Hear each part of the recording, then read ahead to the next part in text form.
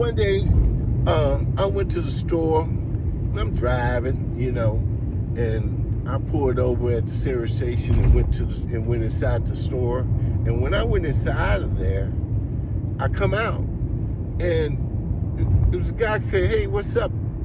I said, "Nothing much. What's happening?" And he was a guy that I went to school with. I remember him. And he said, "What's up, Rich?" I said, "Nothing much, He said, "Hey, man, can I give you $10? Give me a ride around the corner." And I said, "Well, I really don't ride people." He said, "Oh, man, you know me." I said, "Okay." So we got in the car. We got in the car and drove down the street. And when we got about 2 or 3 blocks, I had my music playing. And the next thing I know, I felt something sharp up under my neck. And I looked around, he had one of them big old hunting knives up under my neck, telling me to pull over. I said, "Man, what are you doing?" He said, "I'm not going to tell you anymore, pull over." So I, right now I'm scared to death, so I pull on over. And he tell me, "Take the keys, turn the car off, take the keys out and give him the keys."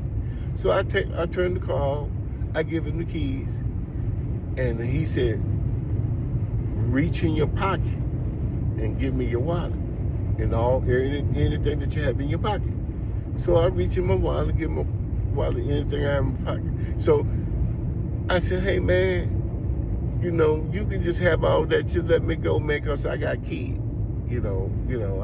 They still babies and stuff, man, because I need to live, And he said, "Man, I'm not trying to hear that." He said, "Get out the car." I said, "What?" He said, "Get out the car." I said, "You gonna rob me and take my wallet?" "Man, I just got paid, and you got my money. Go on now. You can go on now." He said, "I'm not gonna tell you no more." So I go look like I was gonna open the door, and he barely moved the knife, right? And when he moved that knife, something just went over me like a demon out of hell.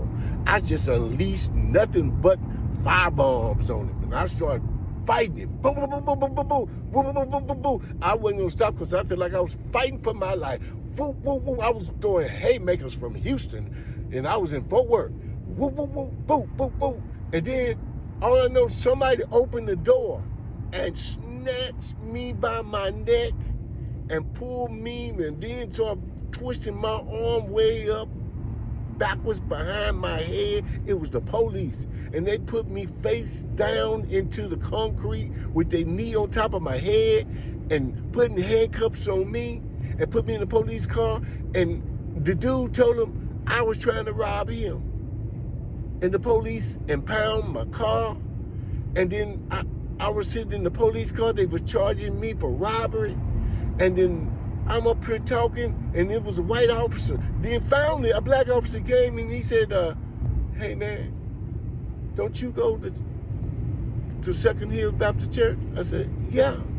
He said, "Yeah, I thought I know you, Brother Dukes." I said, "Yeah, that's me." He said, "What's going on?" I said, "The dude was trying to rob me." He said, Let me go see what's going on." So they started questioning the dude, and they found out the dude was lying, and they found out the dude that had 2-3 warrants. And they came back, they said, "We believe you. He was trying to rob you." I said, "Yeah." And I went to the church and told the church what happened, and the church would not help me get my car out the pound. Even though they knew I told them what happened, because I didn't have the money. They would not help me.